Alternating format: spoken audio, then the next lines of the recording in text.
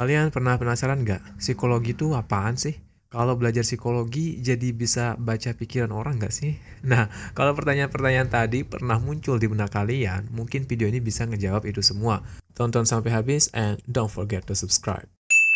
Kata psikologi berasal dari bahasa Yunani, psyche, yang berarti jiwa atau pikiran, dan logos yang berarti ilmu atau pengetahuan. Psikologi dapat diartikan sebagai ilmu yang mempelajari tentang pikiran, perilaku, dan proses mental manusia nih.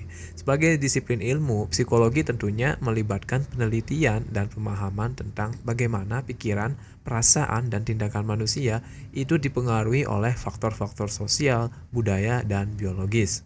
Sebenarnya banyak yang bilang kalau psikologi itu abstrak banget, karena kita nggak bisa nih ngelihat psikologi seseorang melalui indera kita.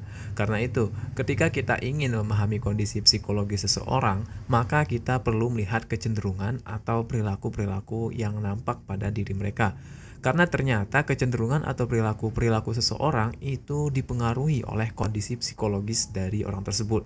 Misalnya saja, orang yang banyak tertawa bisa saja sebenarnya sedang menyembunyikan kesedihannya, atau mungkin sebaliknya, orang banyak tertawa karena memang dia adalah seorang yang humoris gitu ya. Oleh karena itu, dalam hal ini seorang psikolog akan melakukan metode-metode tertentu untuk mengetahui kondisi psikologis yang melatar belakangi perilaku orang tersebut. Ingat ya, psikologi itu penuh dengan kehati-hatian. Oke, kedua, sejarah perkembangan psikologi. Oke, kalau kita ngomongin sejarah, kita perlu mundur ke belakang dulu ya. Sebelum psikologi berkembang seperti saat ini, dulu manusia masih mempercayai adanya roh-roh halus, mitologis, dan pandangan-pandangan abstrak lainnya.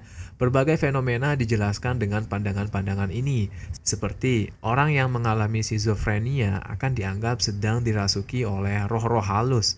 Berbagai pandangan seperti menentukan nasib dengan kartu tarot, membaca garis tangan, bentuk wajah, rasi bintang, dan lain sebagainya adalah cara yang digunakan untuk menjelaskan kepribadian manusia. Tentu saja hal-hal tersebut nggak masuk akal ya jika dibandingkan dengan pendekatan-pendekatan keilmuan saat ini. Loh, kok bisa?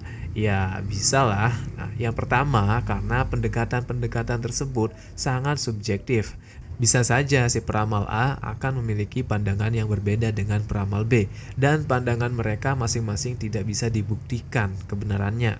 Kemudian yang kedua, pendekatan-pendekatan tersebut nggak dapat dibuktikan melalui metode empiris. Empiris berarti melalui pengamatan langsung, pengumpulan data faktual, dan analisis berdasarkan bukti konkret yang dapat diamati atau diukur. Seorang ilmuwan bernama Wilhelm Wundt mendirikan laboratorium psikologi pertama di Leipzig, Jerman.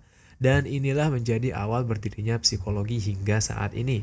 Penelitian psikologi pada saat itu lebih banyak menekankan pada pendekatan eksperimen di mana perilaku manusia diukur melalui pengukuran fisiologis.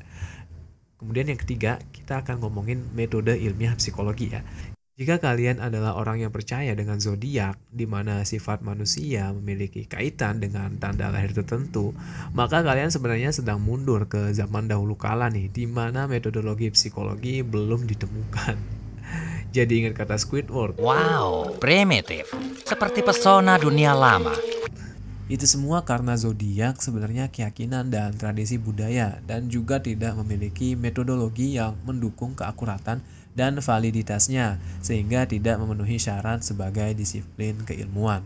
Sedangkan psikologi memiliki metodologi dalam membuat kesimpulan untuk menjelaskan fenomena-fenomena tertentu. Metodologi ini melibatkan langkah-langkah yang terstruktur untuk merancang penelitian, mengumpulkan data, menganalisis, dan membuat kesimpulan berdasarkan bukti empiris. Umumnya metode penelitian dalam psikologi dilakukan dengan beberapa cara.